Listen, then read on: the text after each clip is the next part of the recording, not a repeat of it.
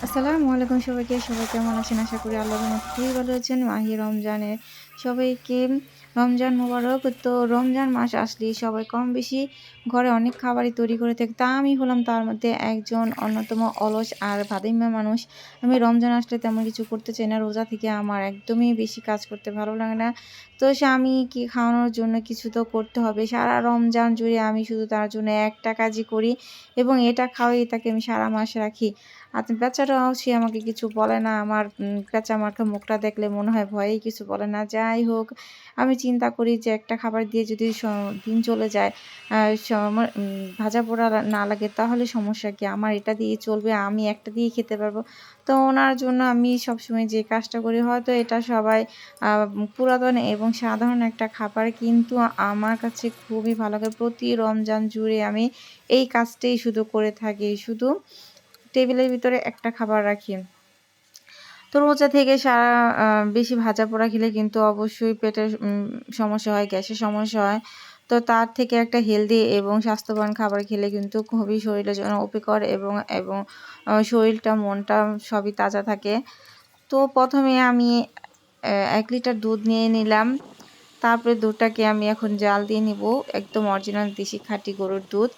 তারপর এটার সাথে কিন্তু আমি লিকুইড দুধ দুধটাকে ঘন করার জন্য দিয়ে দিয়েছি কিছু গুঁড়ো দুধ। তারপরে সেটাকে আরেকটু মিষ্টি করার জন্য দিয়েছি কনডেন্স মিল্ক। এখানে কিন্তু আমি কোনো ধরনের মিষ্টি জাতীয় চিনি ব্যবহার করিনি। সম্পূর্ণ দুধ দিয়ে তৈরি করেছি। আপনারা অবশ্যই বুঝে গেছেন আমি কি বানাচ্ছি। এই খাবারটা কিন্তু মোটামুটি রমজানে অনেকেই খেয়ে থাকে। সবারই খুব ভালো লাগে।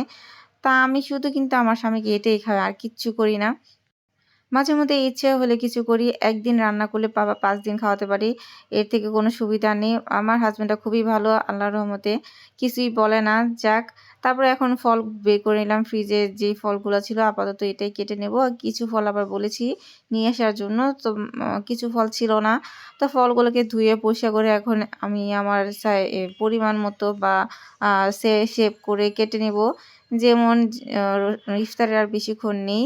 তাই আগে কেটে এই কলাগুলো ২ দিন হয়ে গেছে এনেছি। তো কলাগুলো একটু পেকে গেছে বেশি। তো এদিকে আর বাকি ফলগুলো আমার হাসব্যান্ড যখন আসবে তখন নিয়ে আসবে। তারপর ওইগুলাকে কেটে দেব।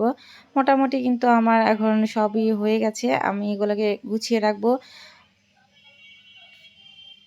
তো আপনারা কে রমজান আসলে এই খাবারটা পছন্দ করেন অবশ্যই আমাকে কমেন্ট করে জানাবেন, এবং কার খুব প্রিয়। আমার কিন্তু খুবই ভালো লাগে। এর সাথে যদি ঠান্ডা আইসক্রিম এবং বরফ দিয়ে খেতে পারেন তাহলে তো হয়েছে। এই দেখেন ইফতারের সময় হয়ে গেছে।